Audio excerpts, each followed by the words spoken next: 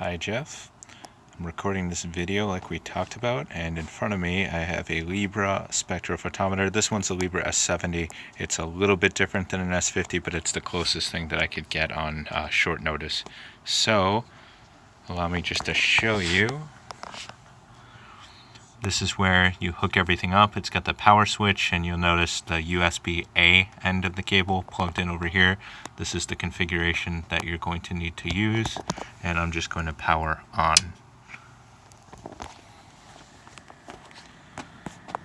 And you'll see, if there's not too much glare, that the machine's going to perform a self-calibration. Now, the big difference between this machine and the one that you're going to be working with is that this machine uses a different light source. It uses a tungsten deuterium light system, so it's going to line up a deuterium lamp and a tungsten lamp as opposed to a xenon lamp. As a result, it's also going to run quiet. Xenon systems run with a buzzing noise. That's normal. That's actually the xenon lamp. So, while this thing does its thing and self-calibrates, just gonna bring us over to my computer, and hopefully this has assigned itself a COM port.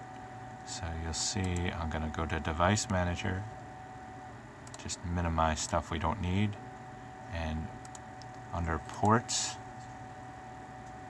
USB serial port COM5.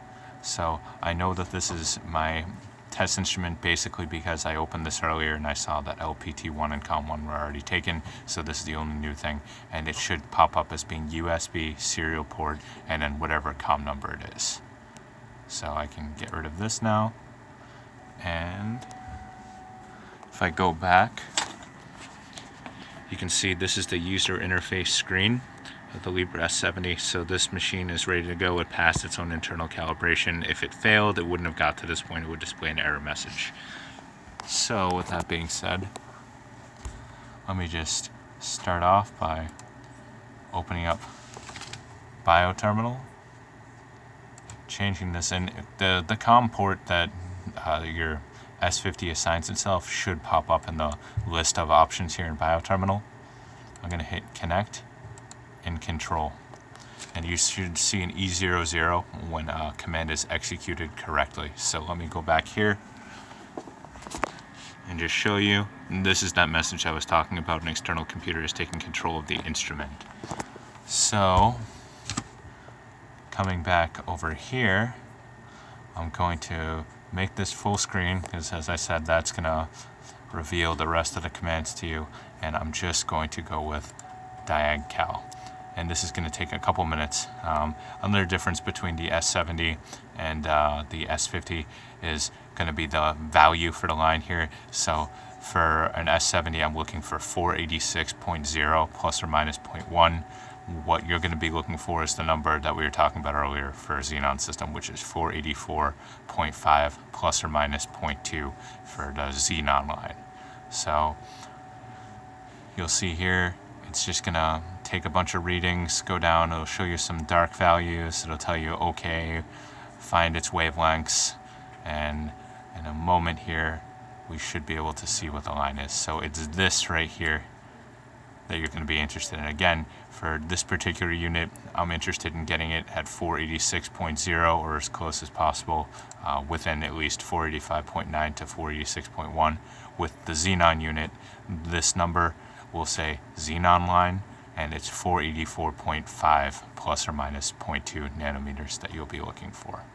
So with that being said, I can release and disconnect and exit BioTerminal. And you'll see if I've released and disconnected successfully that the user interface pops back up over here. So if I go back to my computer now, I'm just going to open up Instrument Test, and I already had this open here for our filter set. So I'm going to go to About and just make sure that the COM port is set correctly. I know I'm on COM port 5, so this is correct. Otherwise, I would click in this box and I could backspace and put in whatever I have to. So this is okay. And now I'm going to identify.